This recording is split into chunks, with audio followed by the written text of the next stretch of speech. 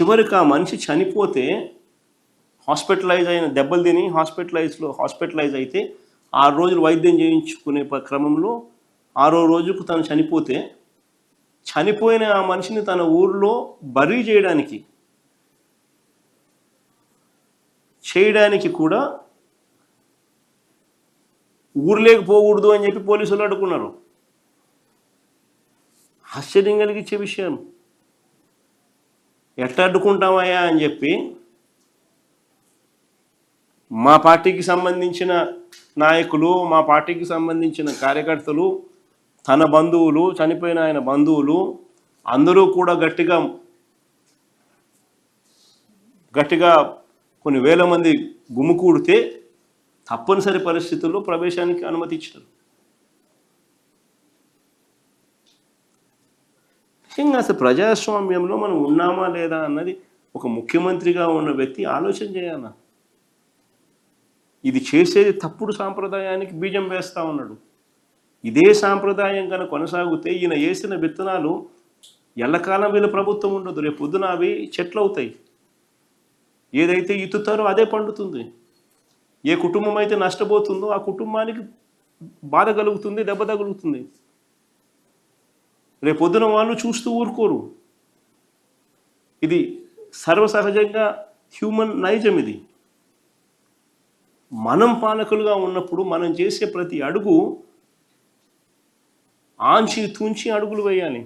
న్యాయం ధర్మం వైపు నిలబడాలి.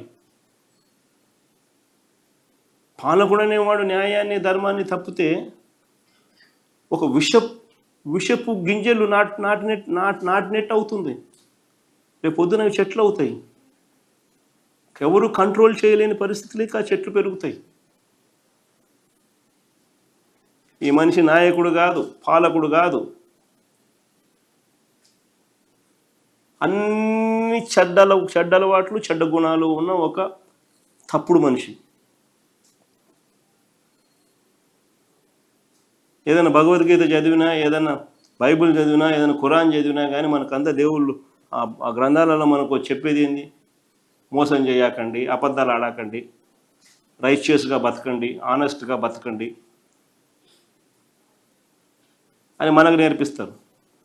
కానీ చంద్రబాబు నాయుడు ఆయనకున్న అలవాటు, ఆయన కొడుకు ఆయన నేర్పించిన అలవాటు, చివరికి ఆయన పార్టీ వాళ్ళకి ఆయన చెప్పే అలవాటు ఏంది? దౌర్జన్యం చేయండి, మోసం చేయండి, తప్పులేదు. అబద్ధాలన్నా తప్పులేదు. వెన్నుపోట్లు పొడిచినా తప్పులేదు. అధికారమే ముఖ్యం. ఆయన నేర్పించేది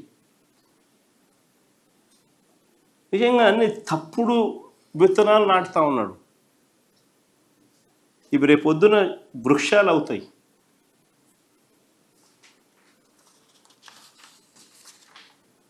గట్టిగా కోర్టుల మీద ఒత్తిడి తీసుకొస్తాం. ఎన్హెచ్ఆర్సీకి ఇంకా కంప్లైంట్ చేసే కార్యక్రమం కూడా చేస్తాం. కోర్టుల మీద ఒత్తిడి తీసుకొని వచ్చి ఖచ్చితంగా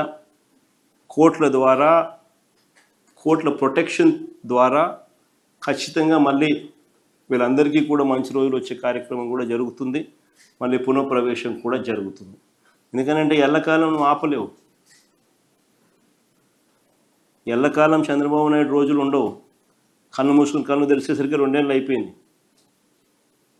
మరో 3 ఏళ్ళు కూడా కన్ను మూసుకుని కన్ను తెరిచేసరికి 3 ఏళ్ళు అయిపోతుంది. దాని తర్వాత ఇదే చంద్రబాబు నాయుడుకు తాను వేసిన విత్తనాలు వృక్షాలు అయితే ఎలా ఉంటుందో చంద్రబాబు నాయుడుకు తెలుస్తాయి.